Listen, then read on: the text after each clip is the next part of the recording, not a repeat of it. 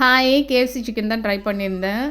எனக்கு வந்து பர்சனலாக கேஎஃப்சி சிக்கன் ரொம்ப பிடிக்கும். அந்த சிக்கன் சாப்பிட்றனோ இல்லையோ கேஎஃப்சி போனால் அந்த மேலே இருக்க லேயர் சூப்பராக இருக்கும். அதை மட்டும் நான் சாப்பிட்ருவேன். இன்றைக்கி நானே ட்ரை பண்ணலான்னு தயிர் அதை வந்து மோரில் பண்ண சொன்னாங்க. பட் மோர் இல்லாததால டக்குன்னு தயிர் அதில் லெமன் புழிஞ்சு விட்டு நல்லா கலந்துட்டோம்னா தயிர் மாதிரி மோர் மாதிரி வந்துடும்.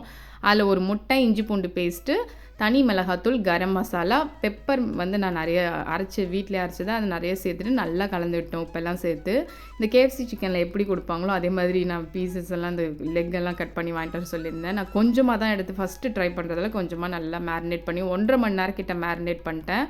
மேல் மாவுக்கு வந்து மைதா மாவு, கார்ன்ஃப்ளவர் ஈக்குவல் குவான்டிட்டியில் எடுத்துகிட்டு அதுலேயும் உப்பு, தனி மிளகாத்தூள், கரம் மசாலா, மிளகுத்தூள் போட்டு நல்லா கலந்து விட்டுறணும். இல்லை ஒரு பக்கம் மிளகாத்தூள் இருக்க மாதிரி இருக்குது, ஒரு பக்கம் ப்ளைனாக இருக்க மாதிரி இருக்குது. நல்லா கலந்து விட்டுட்டு இந்த மேரினேட் பண்ணி வச்ச சிக்கனை அதில் போட்டு கலந்துட்டேன். இந்த சில் வாட்டரில் ஒரே ஒரு தடவை தான் நான் டிப் பண்ணி அதுக்கப்புறம் இந்த நல்லா லேயராக வரணும். அந்த கிறிஸ்பி லேயர் வரணுன்னா இந்த மாதிரி நகத்தால் நல்லா குத்தி குத்தி கலந்து விடணும். சூப்பராக ஆனால் வந்திருந்தது. நான் கூட நல்லா வருமா வராதோன்னு நினச்சேன் ஃபஸ்ட் டைம் ட்ரை பண்ணுறதால.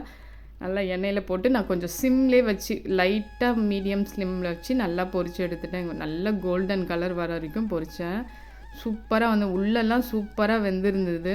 நான் கூட ஃபஸ்ட்டு டைம் எப்படி வருமோ, ஆனால் இந்த எண்ணெயெல்லாம் திருப்பி ரீயூஸ் பண்ணவே முடியாது. ஃபுல் மாவும் எண்ணெயில் தான் நின்றுச்சு. நான் நல்ல வேளை கொஞ்சம் எண்ணெய் ஊற்றி பொரித்தேன். அதுக்கு சாஸ் வந்து நான் மயனஸும் கொஞ்சம் கெச்சப்பும் போட்டு நானே வீட்டில் ரெடி பண்ணிட்டேன், அந்த கேஎஃப்சியில் கொடுக்குற மாதிரி. பை.